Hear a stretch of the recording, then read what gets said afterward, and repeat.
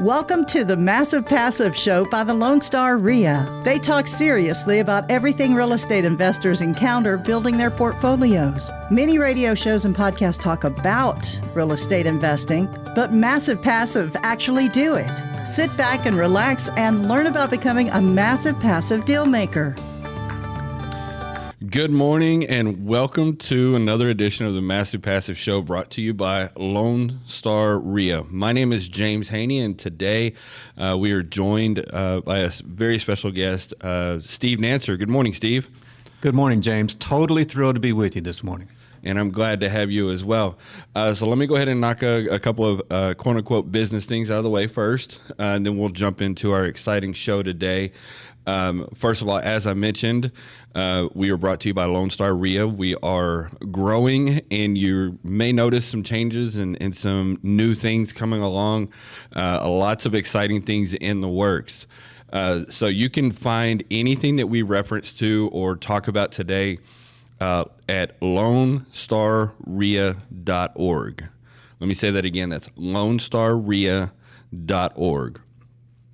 We have two locations that we meet, one in Houston on the second Saturday of each month, and then in San Antonio, the Alamo RIA meets on the second Tuesday.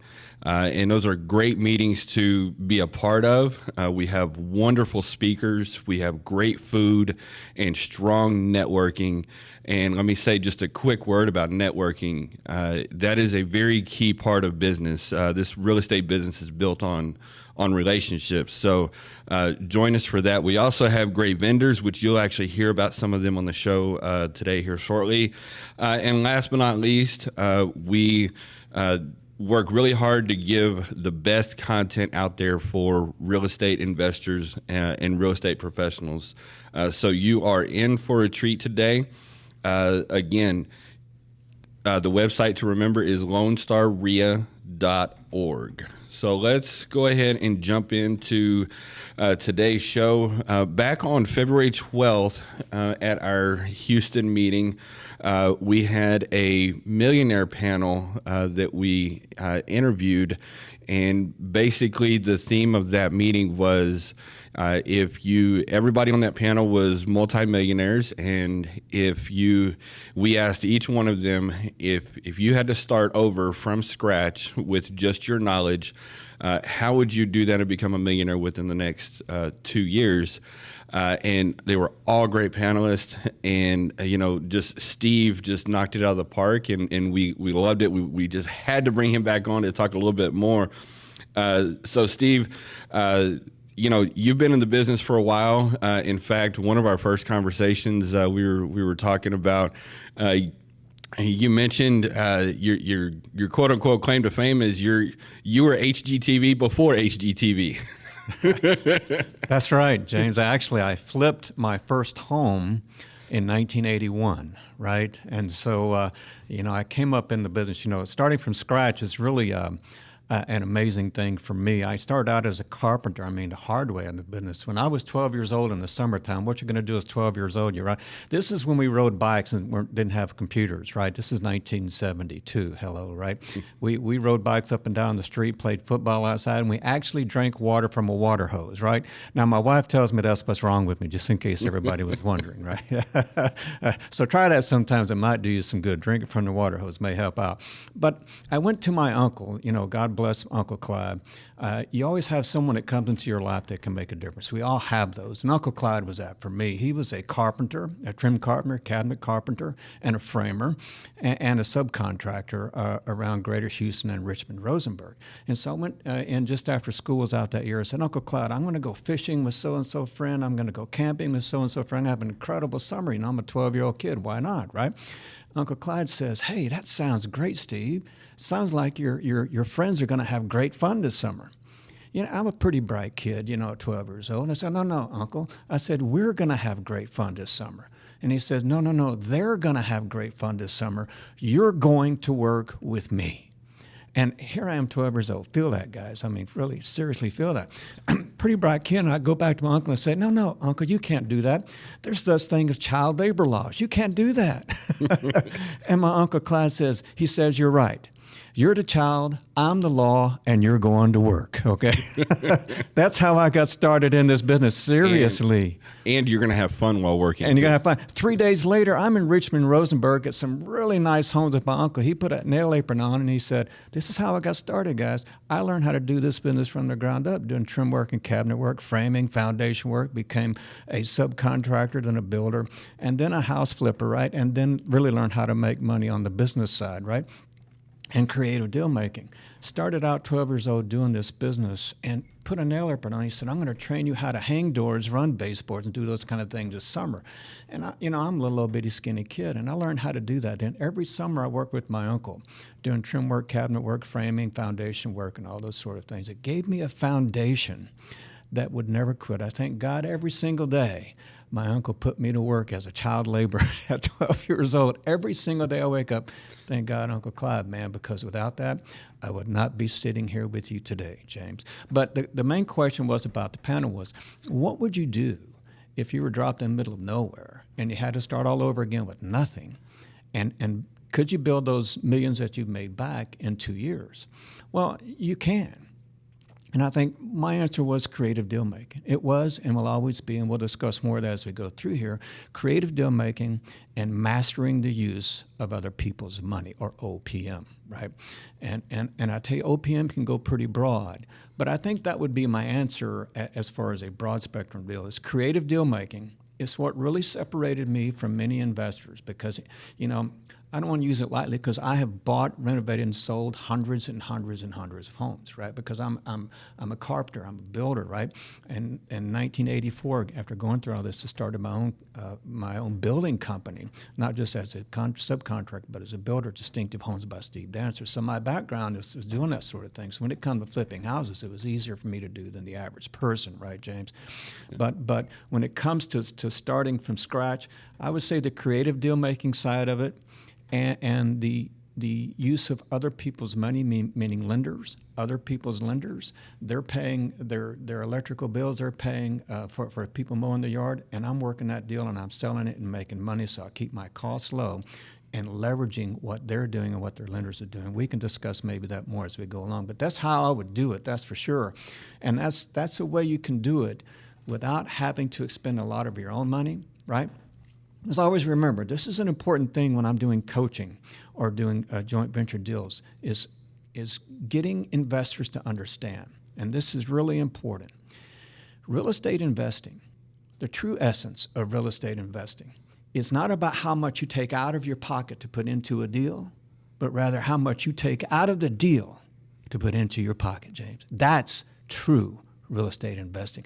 I used to be Superman, have my cape on, look how much money, I put 20% down, I got this deal done, and you still have to do that every now and then, don't get me wrong. But when you learn how to do creative deal making and true essence of real estate investing, not how much you take out, it's not how much you put in, it's how much you take out that counts, right? And that's how you make real money in this business. Yeah, one of our other co-hosts that's here sometimes, Pat, he likes to, have that saying, you play the movie all the way through, so if you're just focusing on that beginning part, how much do I got to put in the deal, you're really shortchanging yourself. You got to look at, play it all the way through. How much are you going to get in the long run? Whether it's going to be a quick flip or it's a long-term deal, look at it long-term, play it all the way through and look at what you're going to get out of it. So that was great information there.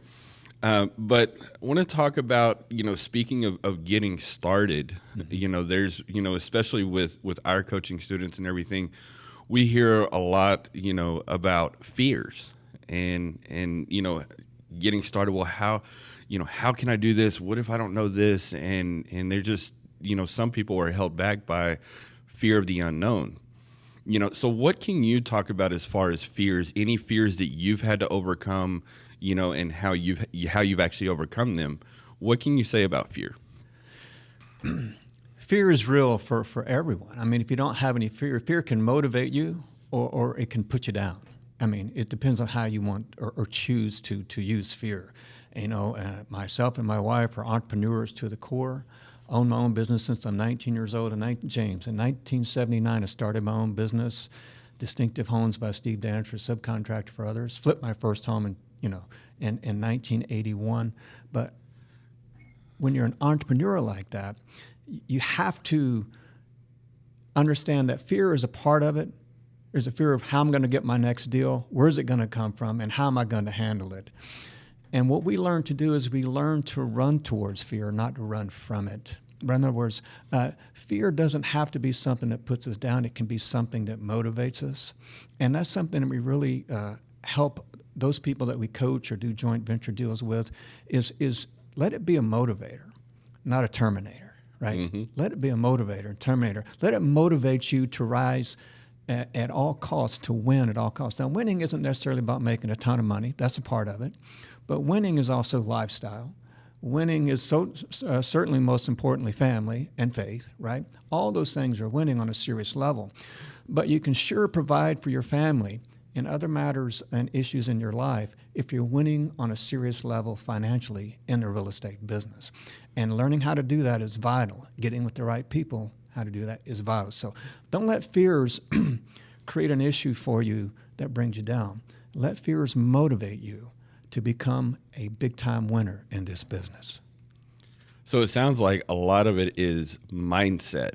There's a lot of things that are going to happen in life that you're not going to be able to control, but it's how you react to that and how you think about where does you want to go.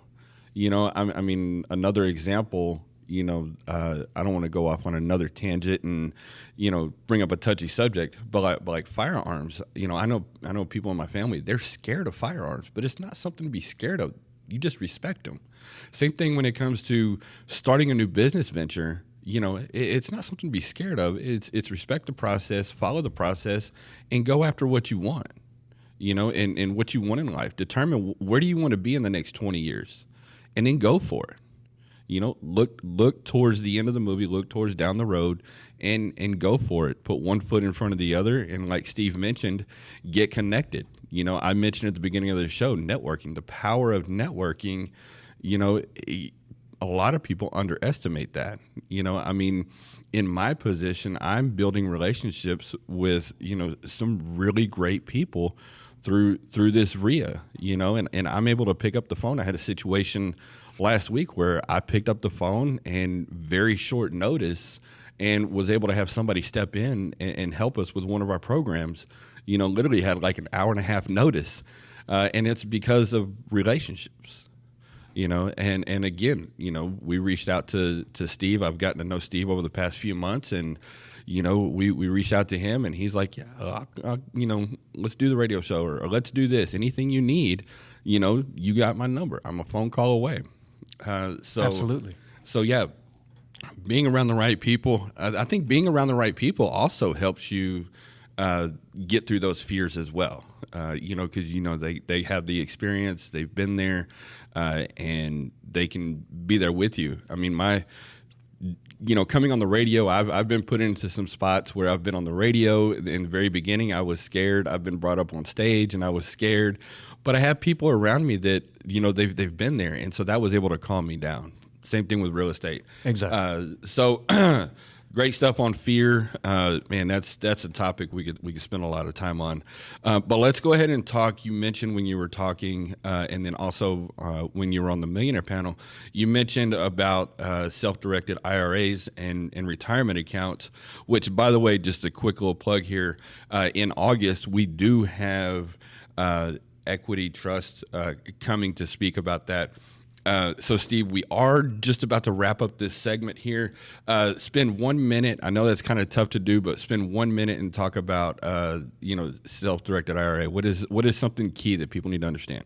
Man, these are vital. You have self-directed IRAs, you have self-directed 401ks, and you have self-directed ESAs, and you have self-directed health accounts even that you can get from these type of companies. And Equity Trust is certainly one of those, that's for sure. And they're important to the RIA. They're a major vendor and supporter of the RIA. But they can play major roles in your real estate investing career because you can literally build a retirement. You can build an education college fund for your kids. You can build a health savings account. If you work the deals correctly and how you're trained correctly, and we do, you can literally build entire funds for your kids for college tax-free. And that's what Roth IRAs or Roth 401ks do.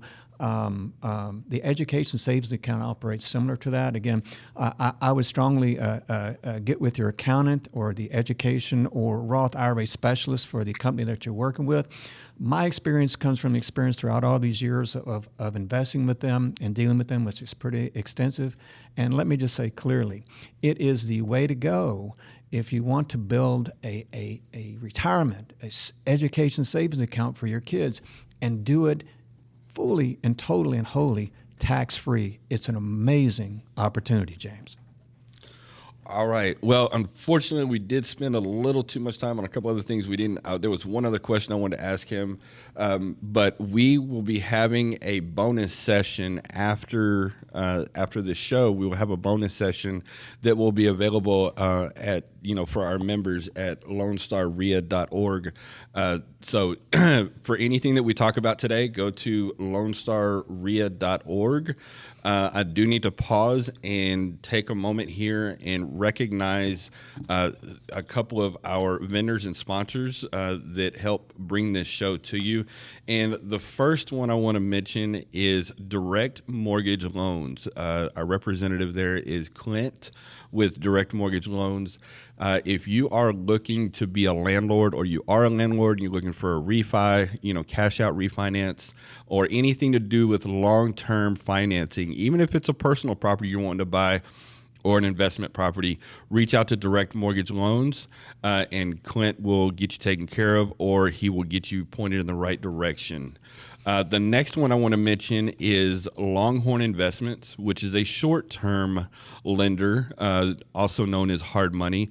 And we have Cal is our representative with Longhorn Investments. So if you're going to flip a property or anything like that, Cal at Longhorn Investments would be the one to reach out to for that.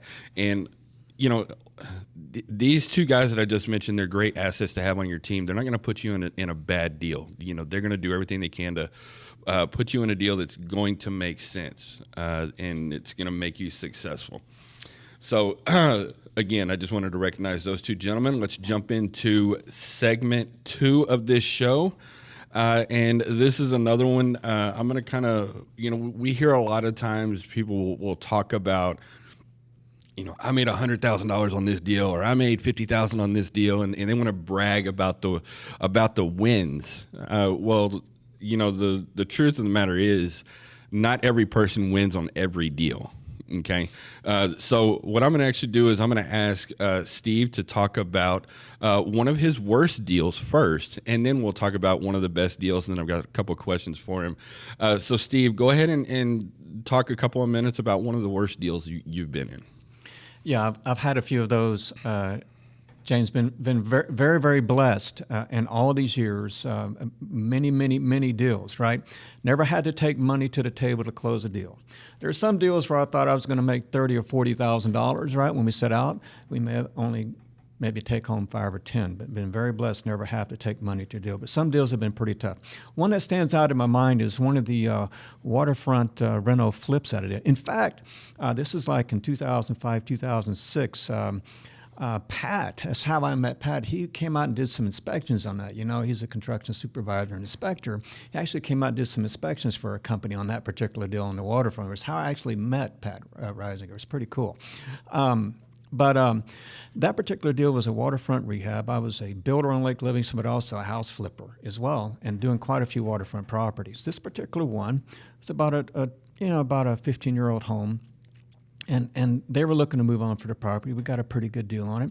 Did a major renovation. This home had a basement, a walkout basement, which is something that I had a serious expertise in as a builder over in those areas and as well as a house flipper. Unfortunately, this home had a cinder block basement wall, and those have a tendency to leak from time to time. We had it inspected, checked it out myself really well. Didn't leak. And we got the full renovation done, was about a week away from closing. A major storm came through. Rain for 2 days. Didn't bring the water up in the lake to flood it, but unfortunately, that cinder block wall down the basement had a leak. I came to the house just to check it out, walked up, everything looked great. Within a week of closing, renovation was done, looked fabulous, as it always does with one of ours, right, James, right? It looked fabulous. And there was a railing I could look over, this railing down to the basement down there, you can see down there. And I looked down there and I saw a reflection down there. I said, oh my goodness, you're not supposed to be seeing a reflection down there. So I walked down the stairway, I stepped down and there's about 3 inches of water down in the basement, right? And so what happened was that block wall did indeed leak, right? So here's the key, though, of this thing. This is where you got to set yourself up to win, because I'm a deal maker, right? I'm a creative deal maker. This particular home, I asked and required in my offer to these people because this home was paid for. They didn't know anything on it, which is cool. It gives you a little more flexibility on creative deal making, right? And so I said, look, I'm going to do a second lien carryback with you. What kind of interest rate would you like? We're going to do $50,000 loan with you, and the rest of it I'm going to do with another lender, right? And they didn't argue it. They said, oh, give us 6% APR. I said, cool. That's almost half as much as I was going to pay to a hard money guy. And I whined just a minute. I said, 6%, that's pretty tough, you know? I didn't beat them down. They beat themselves down. So remember that. So we did a $50,000 second lien carryback with the seller on this deal. It's fantastic. We do that. Creative deal making, right, guys? And so my first thing was, when I saw that flood was down there, I called the homeowner and I said, you know, because they filled out this little document, right, that says what it is about the home, right? And all of these different things that could go wrong with the home would have gone wrong, right? They didn't explain that in there whatsoever, right? And I said, hey, you didn't tell us that this was a problem. And they said, well, we had that fixed 4 years ago.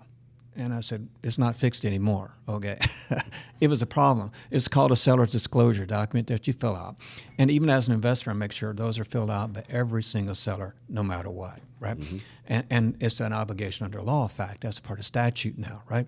And I said, you know, you didn't tell us this. And so they were supposed to notate that was repaired so we would know it and we can figure this out. And they said, you know, this is a real problem. I said, yeah, this problem is going to probably cost me a good $35,000, $40,000. I got a seller that wants to buy. They're ready to close in 1 week. Or excuse me, a buyer that wants to buy. They're ready to close in 1 week. I can't get this thing fixed in 1 week. I've already called them and I said, you're going to have to give me 3 to 4 weeks. I'll get this thing fixed. The good news for you, Mr. and Ms. Buyer, this will get fixed right, because when I'm done with it, we're going to pour some concrete underneath there. We'll get it done and fixed right, because I know how to do this. So we got it all fixed up, all repaired back up, and ready to go. I called them back and they said, you know, how much is it going to cost? I said, it's going to run about $46,000.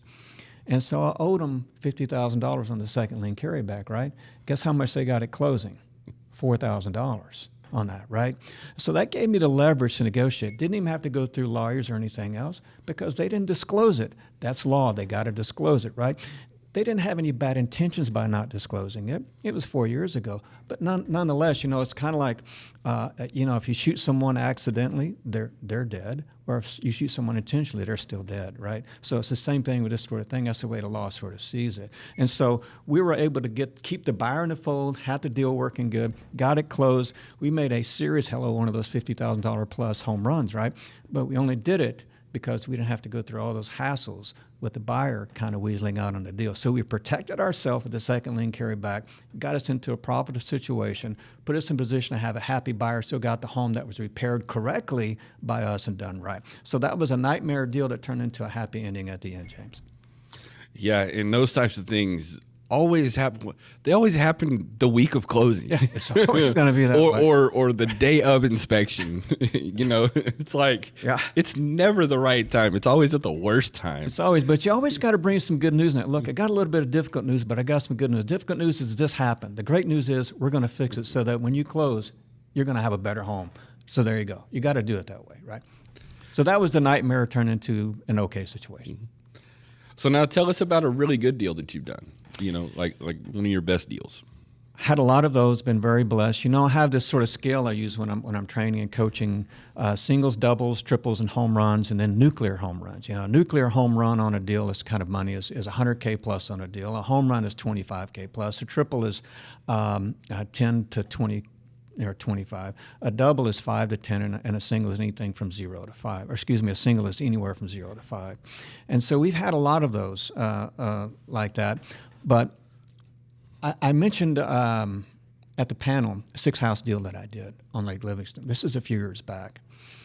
And that one I would say is probably when it really stands out, because it was an old marina on Lake Livingston. And I decided one day I was going to go out and do some driving for dollars, a highly technical thing you do to find houses in this business, right, James? So many people forget to do that. They get to making money. They forget that some of the very next deal could be right around the corner from them. Mm-hmm. So I went and did driving for dollars one day, and they had a for sale by owner, a big stretch of property right there, right on the waterfront. Big, what looked to be a big house, but it was metal, and it turned into a house. It was the original original marina on Lake Livingston. And they had turned into a house. Other marinas came in and somebody bought it, made it into a home. They were for sale by owner. And so I got back, I wrote down a bunch of addresses. And my way to work with for sale by owner, driving for dollars, is I mail a letter. 2 days later, I mail a postcard. If I haven't heard from them within 4 or 5 days, I'm calling. Because I got a phone number on for sale by owner, right? But I got the address there so I can mail them too, right? Mm-hmm. So I did both. Son of a gun. I get a phone call on a Saturday at about 9 o'clock in the morning from a gentleman. He said husband and wife own that. And I said, great, I'm very interested. Let's set a time. How about tomorrow around 2 o'clock? I'll come by and we'll walk the property, take a look at it, get a closer look at it so we can determine what our best offer can be and see if we can strike a deal. He said, great, fantastic. See you around 2 o'clock. 2 hours later, oh, by the way, he got the letter. By the way, 2 hours later, I get a phone call from a lady. Say, hey, we got this home for sale over here on the waterfront. I said, is it this address? She said, yeah. I said, you like my crystal ball, huh? Right? I said, I just spoke with a gentleman about 2 hours ago. She said, that was my husband. What's he doing calling you? like he didn't have permission to call, right? and she got the postcard. He got the letter. She got the postcard. They both called me. Now, that is telling you that this deal is about to happen. I'm feeling it, right? So I went and met with them the next day, struck a deal on their property. We had some major teardowns to do on that property. Bulkheads had to be redone. Utilities had to be done. And the good news is that was already divided into 6 lots. It's just that they had built across it, so I didn't have to get all that work done with the county to get them subdivided. It's already done. I just had to go get them resurveyed. And we set up and we built that deal. The beautiful thing about it is, the reason why I mentioned IRAs in my presentation is I had a consolidator put those funds together by a bunch of people that had IRAs for this deal. It was a well over $2 million deal. 22 people, primarily from Roth IRAs and Roth 401ks, loaned money towards that deal, right? And each one of them loaned money on a specific address, so they could do it that way. We didn't have to worry about SEC violations, so they're loading the money toward a specific home and a specific address. The money wasn't consolidated, so we didn't have to worry about that. That's how we did it. But it come from 22 different people that made money on that project. Got to know a lot of them through this project. We made significant money as well. A serious 6-figure income on this project. Took me about 13 months to build it out and get it all sold, tear everything down, build it out, and get it all sold. And a very serious income. So that one always catches my mind and my eye when I do this sort of thing, because it really utilized everything that we need to be doing as an investor. I was able to do that because I was a builder, right? But hey, some people say, Steve, I'm not a builder, I can't do that. I said, do you know a builder? They said, well, I said, you're talking to one. Mm-hmm. Do you know someone that knows how to structure deals? Oh, well, no, you're talking to one. Do you know someone who knows how to do, how about get them all sold and to close them as well, right? And to do the creative deal making other end? Well, no, not really. I don't know how to do all of that. I said, you do now. You got someone in front of you. How about having a coach or someone do joint venture with you to train you how to do those deals, one deal at a time, so you can learn how to do this business.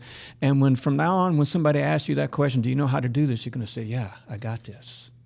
That's the way to approach the deal. Just because you can't do it now, James, don't mean you can't have someone to help you get there, right? Everybody needs nobody's looking for a handout.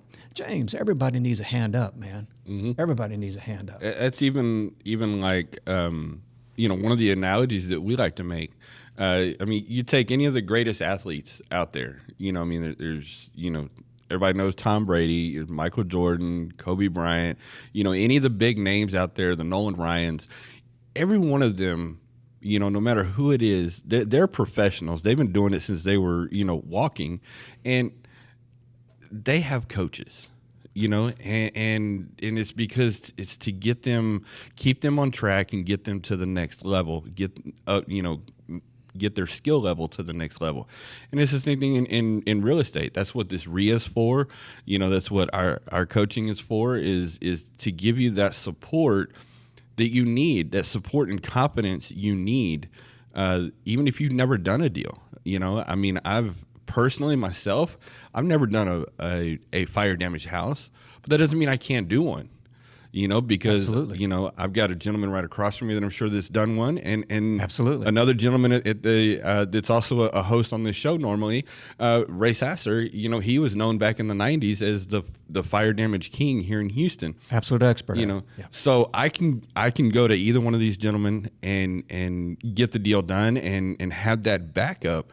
It's all about being connected with the right people. So we're coming up on just a couple of minutes left on this segment here. And again, remember, we do have bonus material that we're going to make available on LoneStarREIA.org. But before we close out this segment, how did you use things that you've learned, whether it's one of the nightmare deals or one of the good deals? How did you use a hard lesson that you learned, or even a win? How did you use that to grow? Growth is vital. James, been in this business well over 40 years, right? Right, long in the tooth here, right?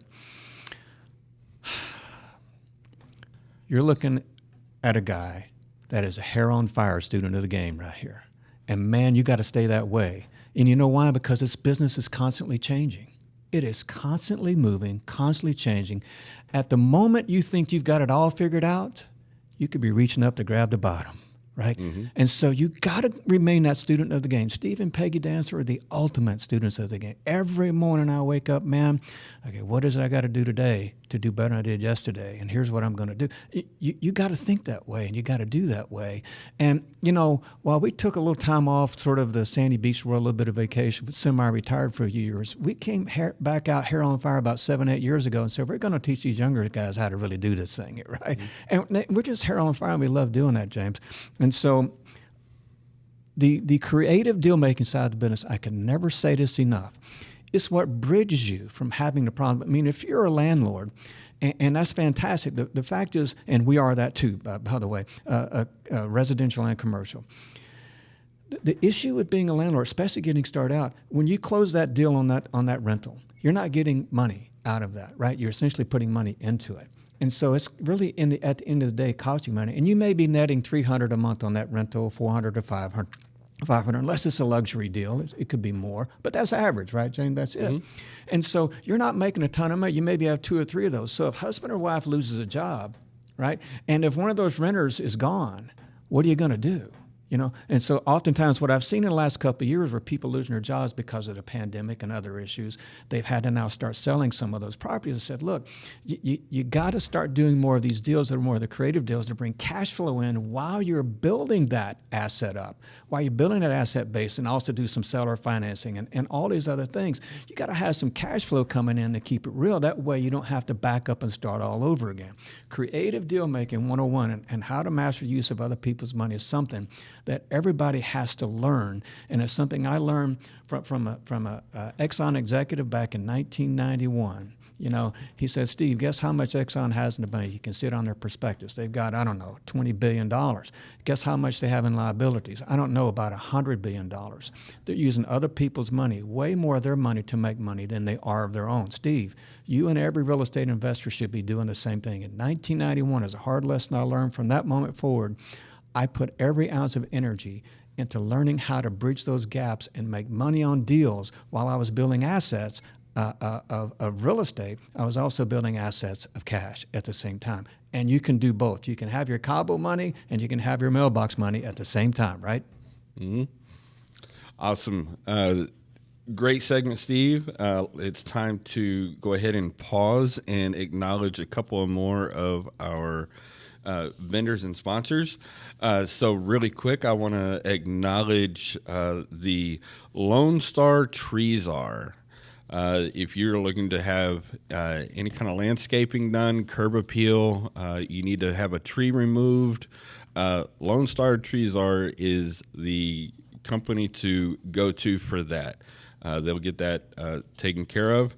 And then the other sponsor I want to acknowledge on this segment is Arc Angle Alarm System Services. This is another vital asset to have on your team. These guys can put an alarm system on your rehab, because 99.9% of the rehabs that I know of and that I do, those properties are vacant. And what does vacant properties attract? Criminals.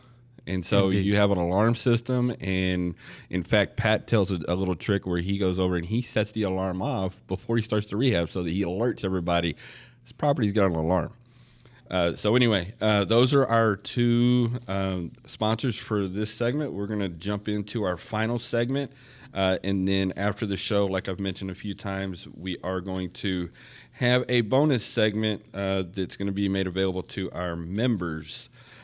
So this third segment we are going to jump into today is talking a little bit more about Steve, how you got to where you are today. Because Steve, you're very successful, and other people that were around, they're very successful. But the truth of the matter is, contrary to popular belief, which you see on social media, real estate can be very good to you, and it can make you very wealthy, but it typically does not happen overnight. It's a process. There is work that you have to put into it. So we're going to walk a little bit more down that road with Steve here, as far as how he got here. The first thing I want to ask you, Steve, is how did your education impact you along the way? Man, education is huge. As I've said, James, Steve and Peggy, my wife, and I are huge students of the game. Not only on the real estate investing side, but also on the real estate agency side. As you know, we own a brokerage, a real estate brokerage. I'm a licensed broker. And most people don't understand. Becoming a real estate broker is not as easy as it used to be, no joke. I had to have 900 hours in the classroom to even qualify to take a test for the real estate brokerage. This is all these years of real estate investing and building. I said I needed my broker's license to make sure I can make all the money and do what I want to do to build a legacy for my family. And I was right. And so all of that education added up. It's just like everything is a piece of the puzzle. You got to have it. You take the broker's test, you go out here and become a broker, and you do the business.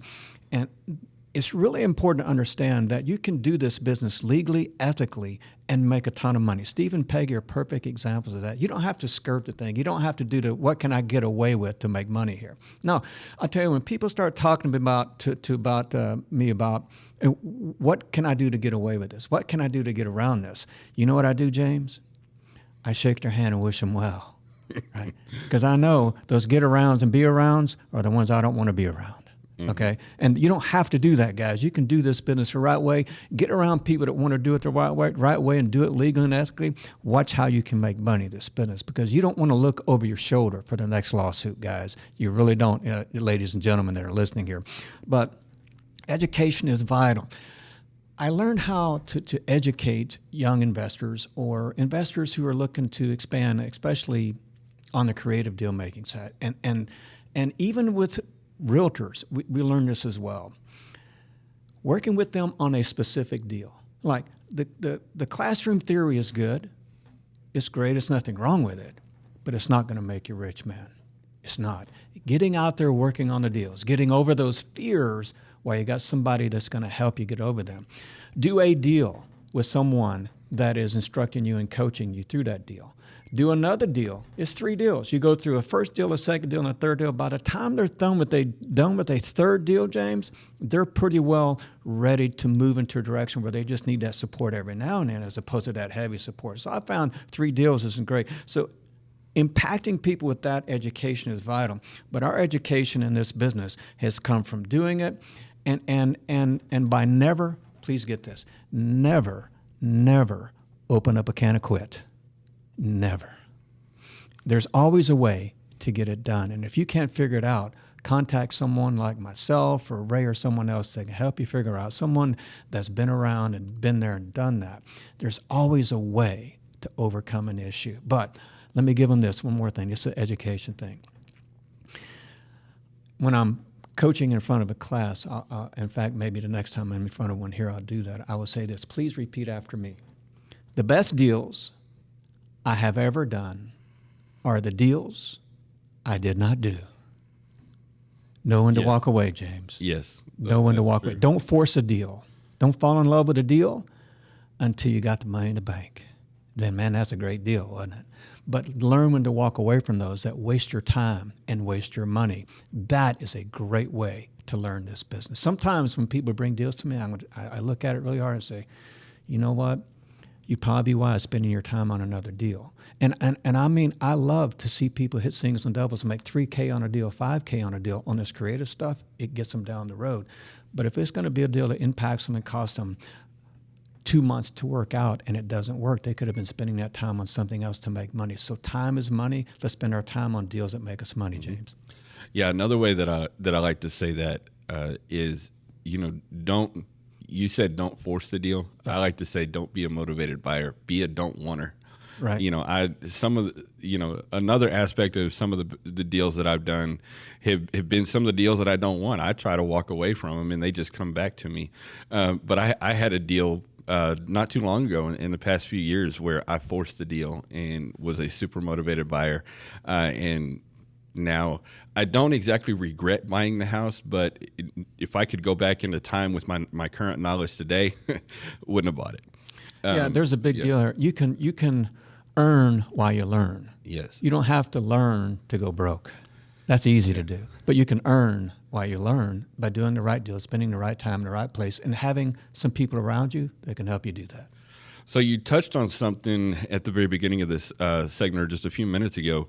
You touched on something. You said, "Don't ever open up a can of quit." Okay. That's right. One of the things that we focus on here at the RIA is providing the best education, the best information. One of the things that we cannot provide though is initiative. What can you say on initiative? Man, it depends on where your win zone is. Why am I doing what I'm doing? Right? Initiative is, why am I getting up every morning, go out here and beat my brains out? And you can see it as beating your brains out. Steve and Peggy don't see that. We see it as every morning we get up, we're going to go out here and win, man. We're going to. The initiative is now for us, it's building a legacy for our grandkids, right? And so why do you get up? Why are you going to do what you do, right? And so you can win in this business. You're going to have, holy cow, you're going to get tons of no's here. Make no mistake, the no's are coming. Hey, that didn't mean I lost. That just means I'm a step closer to a win, man. That's how we roll. You got to be that next step, that next door you knock, that next postcard you mail, that next phone call you get could be a nuclear home run, man. I mean, like $100,000 plus deal. That's the way you have to see it. And even if it's a $3,000 deal, man, singles and doubles will keep you in the game. Oftentimes what I've seen, James, those singles and doubles, I made $3K on a deal. I made $5K on a deal. I made $8K on some of these really incredible deals that or more of the constructive type deals where I'm using other people's money, right? But then I get a referral from them. They know somebody's going to sell a house so-and-so, and man, that's a home run deal. It leads you to something, but you're not ever going to get to that home run deal unless you're up there swinging. You're swinging, man. And man, it's something you can't do. If somebody's going to open up a can of quit in this business, they're going to have to do it without me. I'm telling you that, because we're going to win. Whatever it takes, we're going to. And you know what, James? Sometimes that winning is walking away from a deal. So I'm going to go work a deal I can win on. That is it. You mentioned, sometimes you're going to swing and miss, and sometimes you might get up there and, we've all seen the games where, we'll have one of our top sluggers. He'll get up there and he'll strike out every at bat of that game, and he won't get one hit that game. But he still has the courage the very next game to still go out there and step up to the plate. Because the fact of the matter is, in order to strike out, he's got to be at the plate. Okay. Have you ever had one of those games where you struck out every single at bat? And how did you use that to motivate you to go to the next game? Man, that's where a lot of even young investors, and I say experienced investors, have issues with. Go and do a mailing, for example. Let's say mail 1,000 letters to 1,000 households in a particular community, right? Or however you're doing it, maybe it's a particular type of okay, it's going to be for foreclosures, or it's going to be for divorces, or it's going to be probates. Whatever it is, you're mailing 1,000, right? And it costs money on that, right?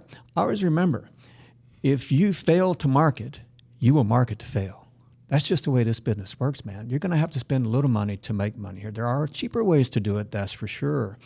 But let's say that particular mailing, man, only got 3 phone calls, or only got 3 opt-in forms filled, or 3 notices from Facebook, whatever it is where you're sending them, right? And then suddenly, I got no deals out of that deal. Boy, mailing letters sucks, right? I said, no, not mailing letters sucks, right? Not mailing postcards sucks. I don't care if you mail 2 postcards. James, if you mail 2 postcards, didn't you just give yourself 2 more chances to win? Exactly. And how much did it cost you to mail those 2 postcards, James? Not much at all. So if you can't mail 1,000, mail 2. And you just gave yourself 2 more chances to win. I used to be a competitive bowler as well, and my goal is to come out of retirement this year. I haven't bowled in a few years seriously. I did go just kind of goofing around a couple of weeks ago, and I used to have, when I was bowling competitively, I used to have my own equipment, but when I went a couple of weeks ago, I don't have any equipment right now. So I was using a house ball and house shoes, and almost hit 200. I mean, I was averaging, between 210, 215 when I retired, but almost hit 200 just one game a couple of weeks ago. And one of the things that led me to my quote unquote retirement was my mindset. This, almost anything in life that you do is 90% mental and 10% physical. And my mental game, I struggled with, for those of you who are listening and know the sport of bowling, I struggled with the 10 pin. I struggled with, I put a lot of pressure on myself, and that you can't do that to be successful. And so that's what we're talking about in this segment is you gotta, if I go up there and I throw a bad shot, I have to go back and I have to take a break and I have to forget about that shot. I have to analyze it. What am I going to do on my next one? And then I have to get back up that next frame in the next, 5-10 minutes, whatever it is. And I have to forget about it and I have to throw another shot. And that's what we're talking about here. You do a marketing campaign or a mail out or whatever it is that you do. The first one might work. The second one might work. The third one might not. So you just have to keep doing it. I always like to say, pick yourself up, dust yourself off, and put one foot in front of the other. Again, this is a journey, guys. We're taking a trip. It's just like taking a road trip in your car. You might miss an exit here. You might need to go, east on I-10 or something, but you keep going north on the Beltway. Well, there's always a way to get back to I-10, and it's the same thing in real estate. You might have a vision of where you want to go. You might miss that exit, but there's always a way to get back to it. So want to shift gears a little bit. This segment could literally take all day, but want to talk about some of the warning signs of being taken advantage of. And this is kind of a general question here, whether it's, talking about, somebody who claims to be, an educator or somebody who claims to be a top-notch contractor. One of the things that Ray likes to say is if they've got veteran-owned or Christian-owned or something, they have to advertise that in there. A lot of times that's a turnoff for him because you have to advertise that. You really get to that reputation by what you do and how you treat your business and everything. So what are some of the warning signs you've seen along the way of people getting taken advantage of, or have you ever been taken advantage of? We've certainly had some people attempt to take advantage of us, but this sort of brings to mind, some of you may have known the late, great Jim Rohn, right? Great motivational speaker, trainer, and coach from many years ago. Him and Zig Ziglar are sort of in the same mold, right? In fact, Tony Robbins used James or Jim Rohn as one of his initial motivators and someone who trained him. But he once said, success leaves clues. Success leaves clues. And so, you can go and check out reviews, especially in the real estate industry. Now, there's not so much there for investors, but there certainly is for realtors and brokers. And so you can go check out Steve and Peggy Dancer and see what kind of success left clues over there on Zillow or on HAR. You're going to see a lot of clues, right? Mm-hmm. And so success leaves clues. And so you're right. You got to be careful for those people that profess to be all of this, but hasn't presented that level of success to have the ability to say that truthfully. Right? If it's an organic measure, you got to be careful. And I have seen people try to take advantage of us, and you got to be really, really careful. And please take this the right way, lenders. Man, I've got some great lenders I've worked with throughout the years and still have them now. But you're going to find people in the hard money business, investors, please be careful. Make sure you check them out, because the same way they're going to check you out, you need to check them out. And oftentimes, they're using other people's money too, and that's normal in the hard money business. They'll get money from private investors, they'll get money from banks, and they'll loan it to you and make a mark upon it. That's kind of normal. Just make sure that money is going to be there and make sure it's going to happen. I would say that is an area that you really got to watch out for, because that can really mess up your deals. Because if you need to get a draw, a $40,000 draw, for example, and that draw money is not there, you got a serious issue, friends. Okay, but if you got an electrician that didn't show up for a job when he's supposed to, hey, you've probably got a contract that says you can terminate them. You can hire another electrician. It's hard to get $40,000 back. You know what I'm saying, guys? So that's an area. Make sure that you really take good care and get the right lenders on your side. So we are almost out of time. I'm going to ask Steve one more question, but again, I want to remind you about the bonus material we're going to be recording after this show. I'm not sure exactly when it's going to be available, but go to LoneStarRIA.org. That is, again, LoneStarRIA.org. And also be sure to tune in next time. But Steve, we got a little bit less than a minute. Wrap up. One thing new investors should never do. One thing new investors should never do. 20 seconds. Never quit. This is going to be 2. Never fail to market. Be a marketer. You're always going to get those no's, but you're never going to get to the yes. That's how I just told you, James. Just send out 2. If you can't afford to send out 1,000, send out 2. All right. Never fail to market. Thank you, Steve.